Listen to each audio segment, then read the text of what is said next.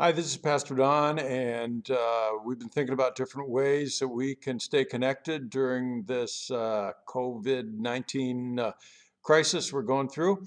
And some people were talking about video and devos, and I thought I'd get things going here with a couple of things that I've been thinking about. So we're going to put it on the YouTube channel. I think it's been a couple of years since we played around with this with the Moses series. And we got a lot of creative students and children and adult, and they have a lot of spirituality and a lot of goofiness. And so we're going to hopefully open it up to people to contribute their videos and the things that they create, or Bible stories that they act out, or whatever. And hopefully we can keep one another going during these days, and continue to bless one another in community. My two words here today are lament and disequilibrium. Disequilibrium.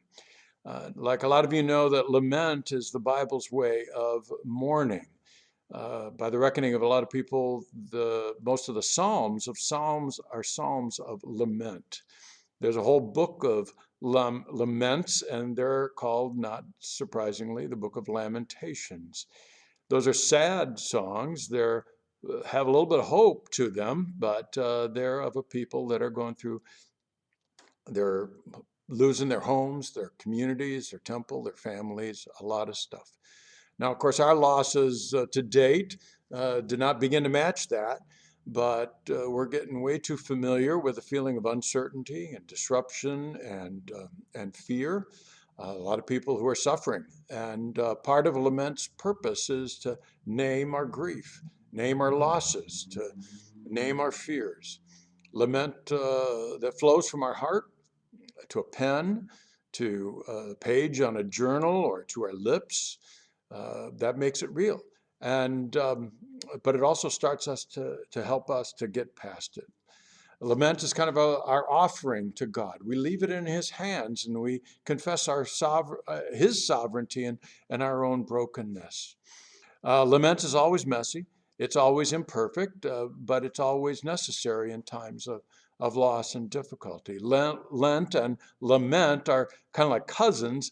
Both of them mourn losses, and in one case, it's mourning the loss of our losses, and and also it's mourning our sins and our idols. Now, speaking of messy, my second word is disequilibrium. That's kind of a long one. In every model or theory about change and growth, there's this stage between the old and the new. And that in between stage is often called disequilibrium, or other names. It's disorienting, it's challenging, it's painful, it's also necessary. And no matter how or when we rebound from this time, we're probably never going to forget, no matter what our age is, these difficult and in a lot of ways awful days. The ancient Hebrew calendar, the Hebrew spirituality that we use so much of, had disequilibrium built in. When they or we get too attached to our work, it's taken away in a sense, and we call that Sabbath or rest, and that happens, of course, every how many days? 7 days. So some of us have more work than we have time usually, but a lot of people these days have more time than they have work. And of course, we're not used to that. It's kind of unnerving, but yet it's kind of a great opportunity to kind of deepen our roots into God's love and into His grace during these days. Now, in a similar way, when we get, or when they got too attached to stuff or to property or lands or whatever, it got taken away in a sense, and that happened after every 7 weeks of years. In other words, 50 years, and that was called the Jubilee year. Now, and that's good thing for some of you kids to look up and figure out what Jubilee was all about. Now, both Jubilee and Sabbath share the idea of restoration. They're bringing back something that's lost.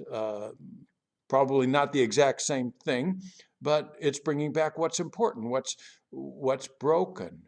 But it doesn't happen without a bunch of disses going on. There's dislocation and disruption and distance and disequilibrium, like we were just saying.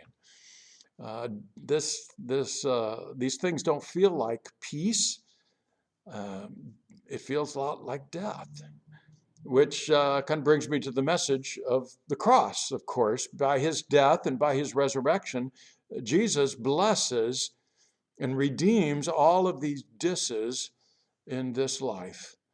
In his forgiveness, and we find fellowship and freedom and a renewed joy with walking with God. And in his resurrection, we have inextinguishable joy.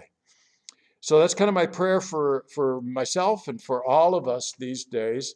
And Pastor Julie last week challenged us to lead in love in these days and not be led by fear as we follow the Good Shepherd.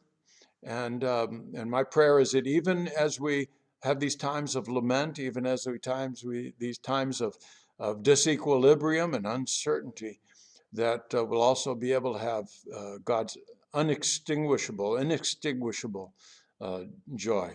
And send in your video, send in your ideas and your thoughts.